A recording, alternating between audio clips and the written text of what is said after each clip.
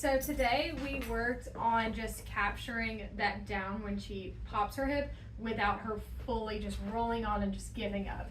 So capturing that moment right when she does it, and also teaching her teaching her a release word, and kind of like her yep word as a hey, you're doing good, keep doing this. And then we said thank you as a hey, you're free to go to do whatever you want. So that's what I'm kind of going to demonstrate here. Gigi. Gigi, good. Yep. So here I'm just kind of waiting. She kind of knows already what I'm going to ask for. So I'm just going to wait for that hip to pop.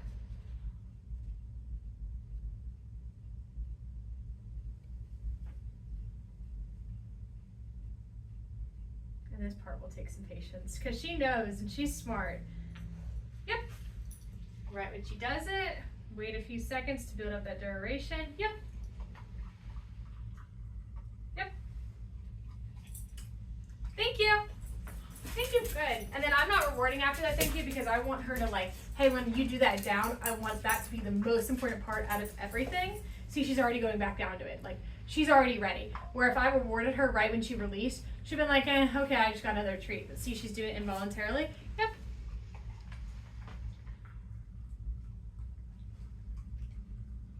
Yep. Thank you. And then I release her and let her go. And that's a good thing, just seeing her doing it by herself and her involuntarily doing it. So that's something you guys can practice at home as well. The breakfast, dinner, even if you guys are just sitting around the dining room table having dinner, just practice out, just being relaxed and hanging out with you guys. See, she's already ready to do it again. Yep. Yep. Yep. And slowly over time, I'll push back the yeps. Thank you. And I'm releasing her because she did start to roll over. So I'm just releasing her and letting her go before trying to push it further when I know she's not going to do that in that moment. So yeah. One thing we noticed about Miss Gigi is that if she doesn't get immediate feedback from her handlers when she does what she thinks you want from her, she will just start performing kind of a circus act of routine. So she's going to get into the sit, and then if you don't immediately pay for that, she's going to try offering you this down position. If you don't immediately reward her for that, she's going to go to her side, and then she's going to roll over. All of those are awesome behaviors, one at a time. What we want to try and build with her here is what's called cue distinction. So we're paying for a specific position that she assumes here over and over and over again, and then you can use that release cue, thank you, to prompt her to break from that position in order to prevent her from performing this circus act of behaviors and maybe accidentally getting rewarded for all of that at once instead of just one specific behavior at a time. Yeah. She's like, but I get paid for this. This is what I'm getting paid for. And we have seen huge improvement just today from this immediate rollover behavior, this rollover cue that she's been trying to throw at us every time she moves into a down. She has started shifting into maintaining a nice relaxed down with the rolled hips and her sternum still upright. That is the behavior that we want for a down. You're more than welcome to build like a bang or play dead cue or a rollover cue after and separate from this down behavior. But we want a dog that is going to understand what you're asking for and respond to that specific cue, not just go into this back-to-back performance, because that indicates true comprehension when they're responding to your needs instead of just throwing everything they know at you. The other things we worked on today were handling sensitivity, which she's making great progress with.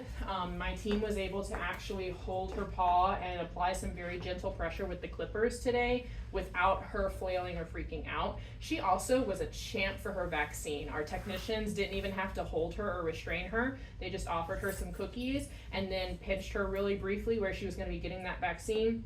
Administered the injection, and you didn't react at all, did you? No, you didn't. You just took those treats, yep, as payment for your patience. So she's really come a long way since a couple weeks ago when she was a little hot mess for the nail trim she came in for. The last thing we worked on is expanding the It's Your Choice exercise that we showed you last week with treats in the hand. And I'm going to show you how you can introduce this at home. And then I want to talk through kind of some plans for the future for some follow-up sessions with her. I know I have snacks. They have snacks. So we were working with treats in the hand for It's Your Choice. Thank you. Another good use of the release cue is to get her out of any bad habits that you see her practicing. Yep. Very nice.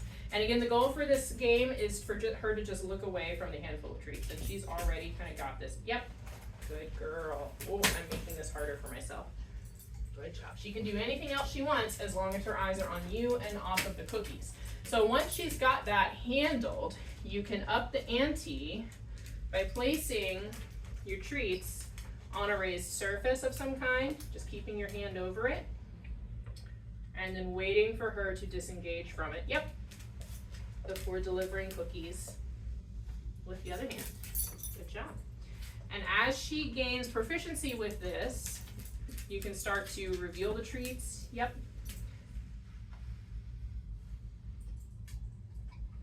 Make them more readily accessible. Yep. And even build distance from it. So all of these are kind of a structured recreation of the destructive habit you're noticing from her, where she's retrieving items at a level surface. Yep, yep, good girl. When you're not paying attention to her. Some of that is kind of some oral fixation probably. She sees something, she wants to know what it's gonna feel like between her teeth and what it's gonna sound like if she chews on it. It's just that curiosity. But you can help her build impulse control when around those objects by practicing this with food as the distraction. And you can see I've even got some toys. Yep, good girl. I've even got some toys available for her to work with too, and we worked through her ignoring those and receiving cookies from me instead. Yep, good girl. Now I know that the distraction is specifically happening when you're not there to interact with her. So I want to keep in mind how you're exercising her when you are interacting with her, and try to give her structured opportunities to really get into items that are appropriate for her. Like a good squeaky toy. She is such a player. You are such a player now. And she's so appropriate about it. You guys have done some really good work building her like rules of play and etiquette when it comes to interacting with toys. You've done a good job of drop it. Drop it, yep. And then you can also introduce a ticket and give her that permission to get involved again. Very good. And she's even doing great if you like let her have the toy.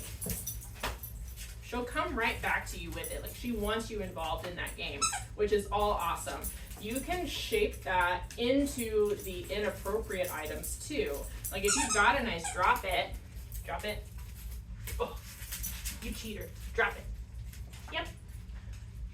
You can practice paying for that occasionally, just with some food rewards. That way if she has something inappropriate, like a leather belt, or a dollar bill, or $100 bill, or a paycheck, you can ask her to drop it with those items and have a reward ready, or have a reward later for her in exchange for dropping it. Such good choices. Take it.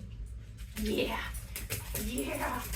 Yeah. Good job, good girl.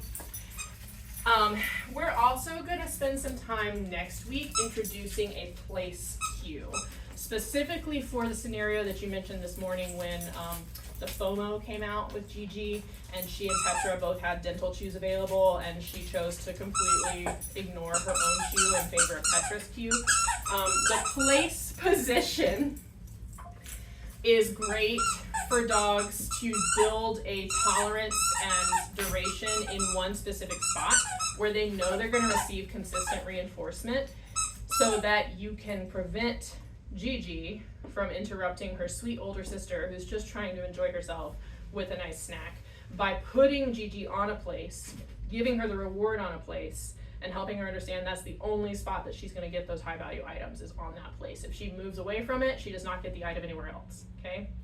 We're going to work on introducing that next week, but for this week, she has come so far. She is maintaining this down now. The release cue is going to help her build this nice cue distinction, so when you ask her for one thing, she doesn't roll into a million other things. And the impulse control with treats on a surface is going to help her learn to ignore that temptation to just grab whatever it is that's at line of sight for her and go to town on it. Okay, let me know if you have any questions about these skills. But you did so good for me today, ma'am. Me and Miss Alex and Miss Emily, we all love you so much. You're such a smart little girl. Yes. You want to keep playing with it? You want to keep playing with it? Yeah. Good job.